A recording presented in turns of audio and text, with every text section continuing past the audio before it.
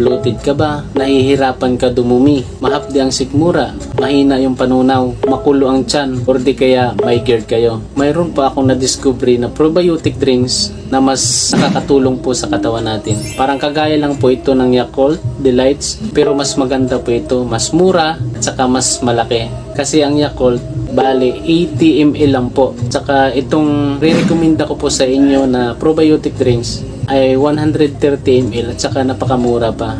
At saka mayroon po siyang tatlong flavor, orange, blueberry at saka original. Para sa akin, mas bet ko po yung lasa ng original. Pero depende po sa inyo yan kung saan po kayo yang. At saka napaka-effective po ito. At saka isa pa guys, mas maganda ito sa mga bata na nagkakaedad po ng 2 taon pataas. Kasi pag natikman nila itong si UEC, talagang uulit hihingi at hihingi sa inyo, uulit at uulit namang